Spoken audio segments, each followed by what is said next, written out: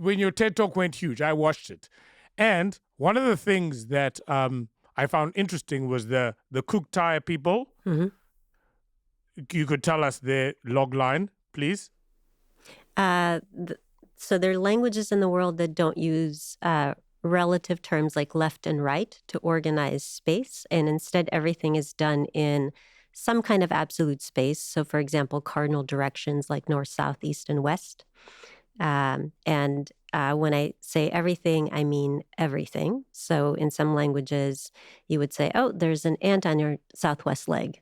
And if you move the leg, obviously it's no longer your southwest leg, so now you have to recalculate. So imagine doing the hokey pokey in a language like that. You know, you put your north leg in, you take your east leg out. Yes. You're constantly recalculating. So in Kuuk Thaayorre, the way you say hello is you say, which way are you going? And the answer should be something like north-northwest in the far distance. How about you? And so as you walk around, you have to stay oriented. Even small children are oriented all the time. Do you want me to ask you what do you mean by that? Yeah. Close your eyes and point southeast. You mean like right now? Right now. I mean, it's a visual podcast. I mean, I can't, but I'll try. Wait, let me think. So, I'm gonna go there. Okay. Open up your eyes. So you went. Well, I don't know which way it is, but you guys haven't helped me. I'm gonna go that way. Like south, and I was like a little bit. Yeah. So there are places in the world where people have no trouble with this question. Even small children will be able All the time. Wow. Because in order to speak the language, you have to be oriented. All the time. Like you can't even say we're going to lunch. You have to say we're northwesting to lunch. Every motion verb carries a direction. So, question. Forgive my ignorance here. Wait. You've just thrown us into a fantastic rabbit hole. Do they have, like, is this even indoors?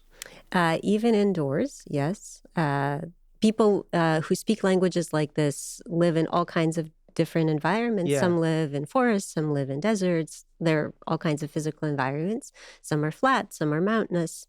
The only thing is they don't tend to live in cities. Cities tend to be dominated by these massive languages that use left and right.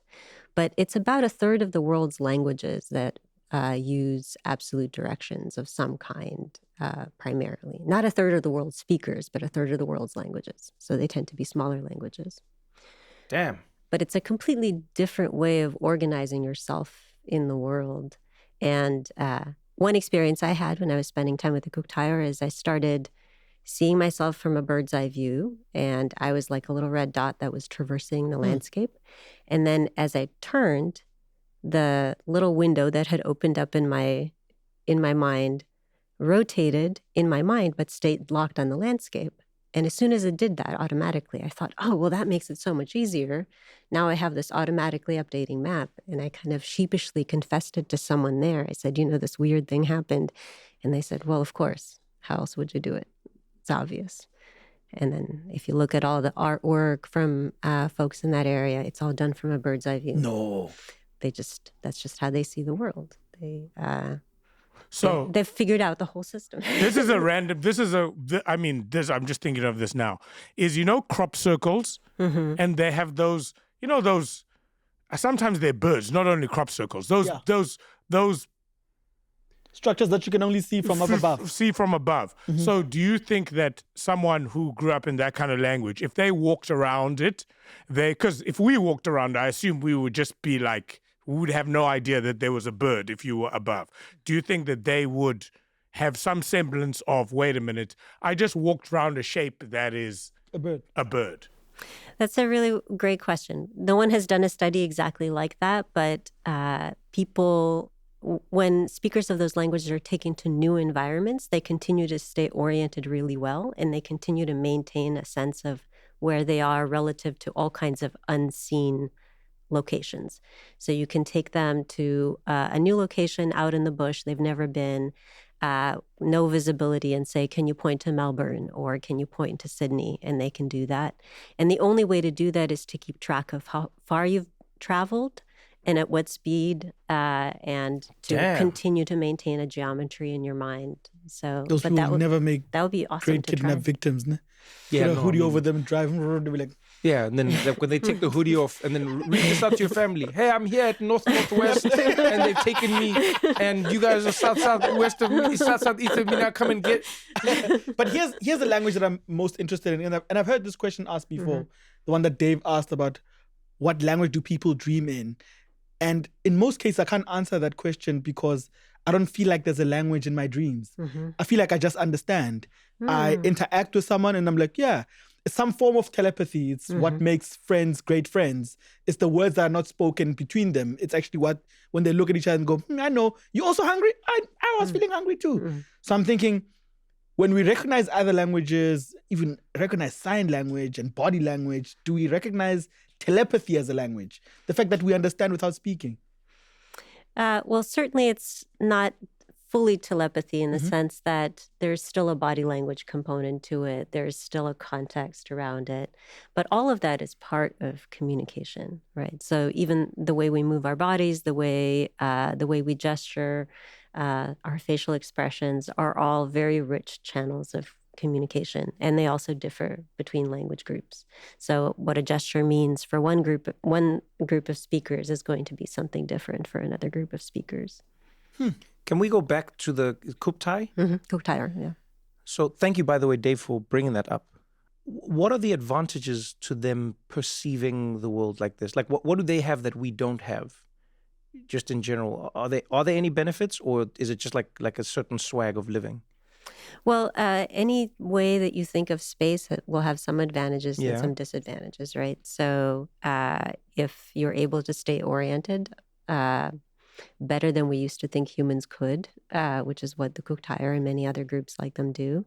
That's an incredible human gift. And when I say better than we used to think humans could, what I mean is scientists generally study undergraduates at universities, and we call those humans. And then we say, this is what humans can do, and this is what humans can't do.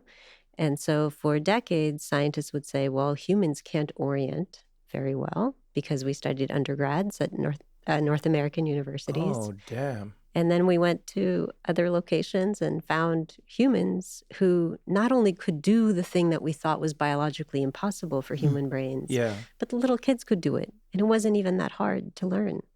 And so to me, that is an incredible example of the things that we think are possible are often just the things that we're used to. Yeah. The brain is capable of doing so much more. And sometimes it's not even that hard to get there. We just have to imagine and want to try, right? And this is a case for me where this group of people have this incredible cognitive skill where, as I'm describing it to you, you're like, whoa, they do it all the time. Yeah. My brain, like it's, yeah, they do it all. But it's not actually even that hard. Like if you wanted to learn how to do it, you could do it in a week. And you would start to organize your whole life in that way. And then you would have a new cognitive skill. You would know where things are. You would have a mental map of things in your house that are organized in north, south, east, west coordinates. You would just have a different way of looking at your whole physical space. Is there a language you've come across that's more effective at conveying information than others? Like, are there languages that are particularly good at, like could you say some languages are better at conveying an emotion, and some languages are better at conveying in like hardcore data and information, and then some languages are better at conveying even humor. Even humor or anger, or does each language have that in them, and all languages are equal? Languages have specialized vocabularies for different things. So some languages have more color words, and so it's easier to convey color distinctions in those languages. Other languages have more smell terms. Smell terms? Yeah. So, which language? Smell to delta. Well. You know,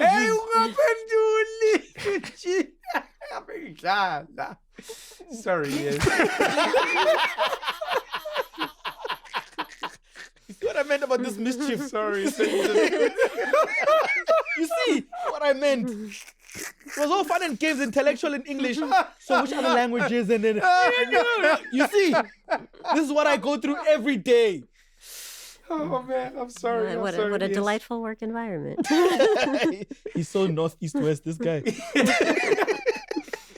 But there's some things that may seem ineffable in one language. Like in English, we don't have a lot of smell terms. And so people would say, oh, well, smell is ineffable. But then you go to another language and they have tons of smell terms.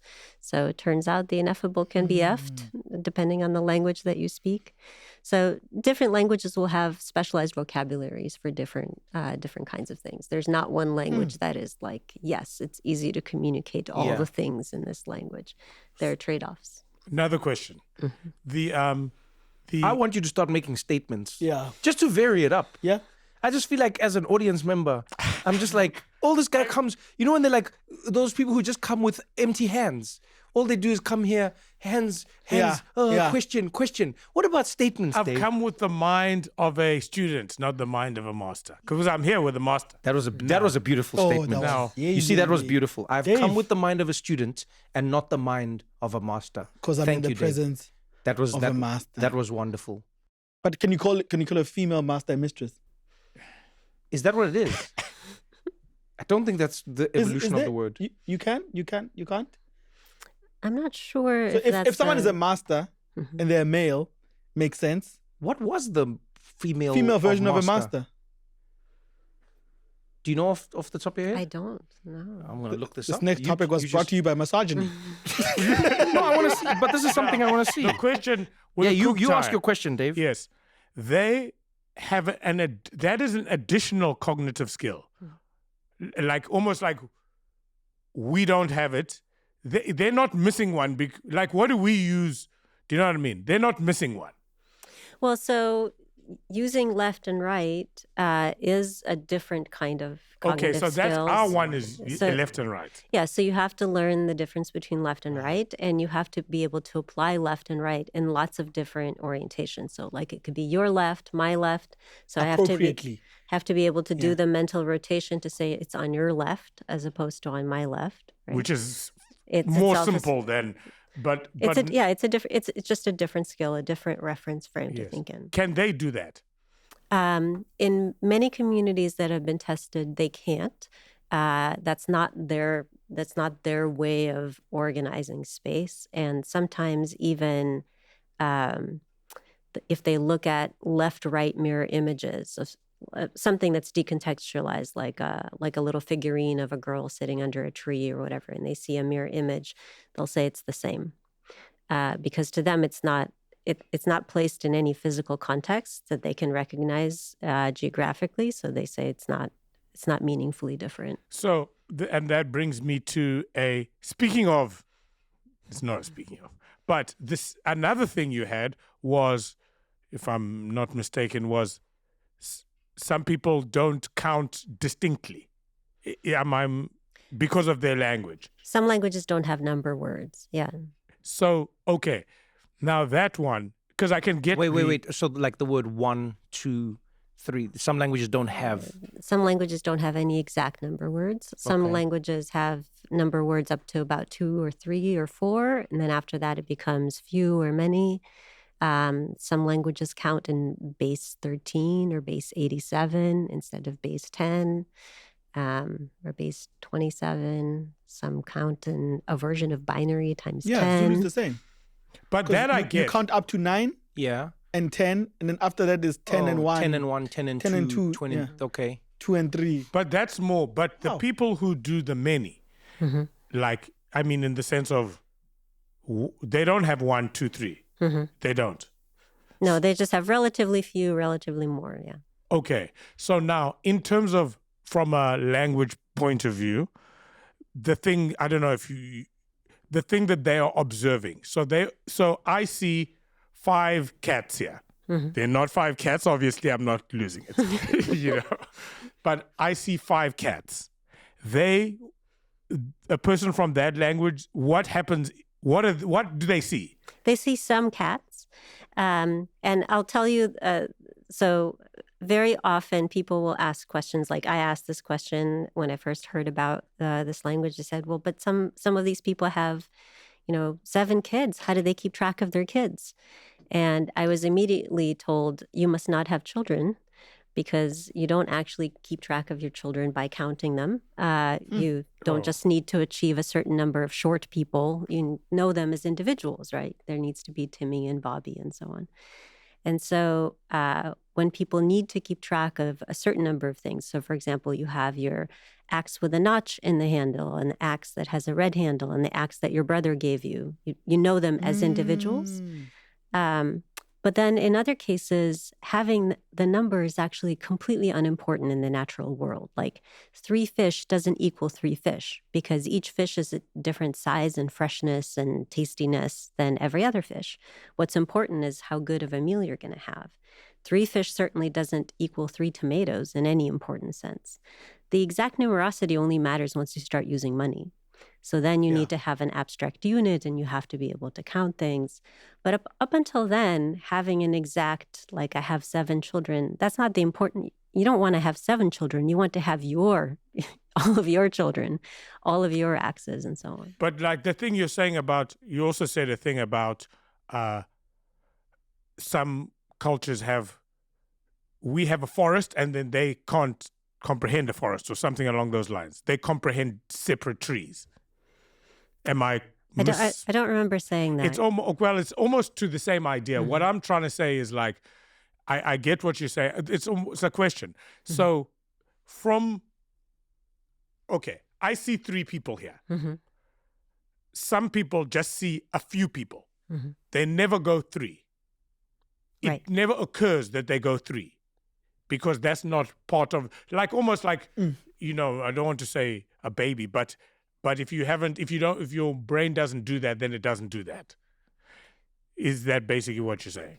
Yeah, to get to the idea of 3, or especially once we get to slightly larger numbers like 7 or 9, what we normally do is count. And so you apply this list of words that you learned as a kid, 1, 2, 3, 4, 5, 6, 7, and so on.